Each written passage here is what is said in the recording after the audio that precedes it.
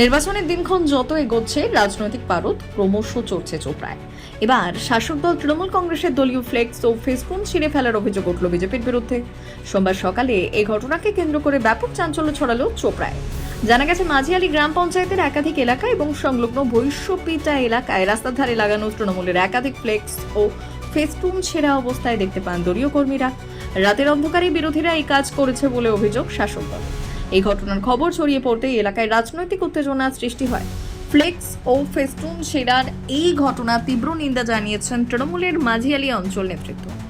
অঞ্চল সভাপতি আকবর আলী ও নির্বাচনী কনভেনার ইকরামুল হক অভিযোগ করে বলেন, এলাকায় বিজেপি জনসমর্থন হারিয়েছে।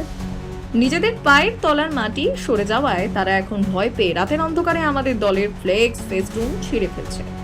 অন্যদিকে তৃণমূলের তোলার সমস্ত অভিযোগ সম্পূর্ণ ভিত্তিহীন বলে উড়িয়ে দিয়েছেন চোপড়া বিধানসভা কেন্দ্রের বিজেপি প্রার্থী শঙ্কর অধিকারী। তিনি বলেন, এই ঘটনার সাথে ভারতীয় জনতা পার্টির কোনো সম্পর্ক নেই। তৃণমূল নিজেদের গোষ্ঠীদ্বন্দ্বের কারণেই এই ঘটনা ঘটিয়েছে, আর এখন নিজেদের দলের কোন্দল ঢাকতে অকারণে বিজেপির ঘাড়ে দোষ চাপাচ্ছে। ভোটের মুখে প্রচারের এই সরঞ্জাম ছেঁড়ার ঘটনাকে কেন্দ্র করে শাসক ও বিরোধী শিবিরের মধ্যে শুরু হওয়া এই রাজনৈতিক কাদা ছোড়াছুড়িতে চোপড়ার রাজনৈতিক আবহাওয়া যে আরো উত্তপ্ত হলো তা বলাই বাহুল্য। সংবাদটি নিবেদন করছেন স্বস্তিলোক উৎসব ভবন, গঙ্গারামপুর, দক্ষিণ দিনাজপুর। যেটা হচ্ছে বিজেপি জানতে পারছে যে ওদের এখানে কোনো খাওয়া নাই, ওনাদের পায়ের তলা থেকে মাটি সরে গেছে। আজকে সেই জন্য আমাদের ব্যানার এবং ফ্ল্যাগ ছিঁড়ে বেড়াচ্ছে। আমরা আমাদের যে কর্মী আছে ওনাদের দেখছে, যে গাড়িটা থেকে আসছিল সেই গাড়িটার হচ্ছে নাম্বার WB73G5903। এই গাড়িতে যে ক্যান্ডিডেট দাঁড়াইছে ওর ভাই সুব্রত অধিকারী ও কিছু ছেলেপেলেদের নিয়ে আমাদের এখানে ব্যানার ফ্ল্যাগ ছিঁড়ছে, ভুসপিটাতে ছিঁড়ছে এবং হচ্ছে চুয়াগাড়িতে গিয়ে চাঁদরাগঞ্জ, নন্দকিশোর এইসব এই গাড়িটাতে গিয়ে ব্যানার ফ্ল্যাগ ছিঁড়ছে।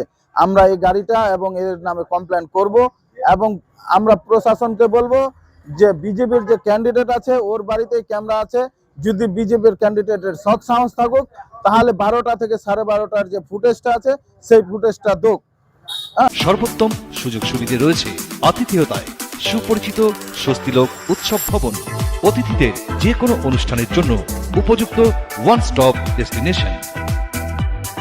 আমরা আপনার বিশেষ অনুষ্ঠানটিকে অবিস্মরণীয় করে তুলি। স্বস্তিলোক উৎসব ভবন, শিববাড়ি রোড, গঙ্গারামপুর, দক্ষিণ দিনাজপুর।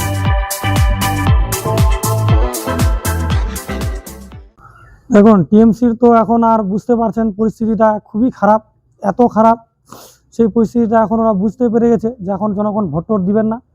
তাই কোনো একটা আমাদের প্রচার ইস্যু করে প্রচারটাকে একটু থামিয়ে দেওয়ার চেষ্টা করতেছে। এখন ওরা নিজেদের ব্যানার নিজেরাই খুলে ফেলে, নিজেরাই মারামারি করে এবং কি নিজেরাই কখনো ব্যানার ছিঁড়ে। খালি এখন না, লোকসভা ভোট, গ্রাম পঞ্চায়েত ভোট, বিধানসভা এর আগেও ভোট হলো, এরা তখন থেকেই এখানে আজকে না, এই যে পাড়াটা আমার যে বুথ, এখানে দীর্ঘদিন ধরে ওই একই সমস্যা, ওই ব্যানার।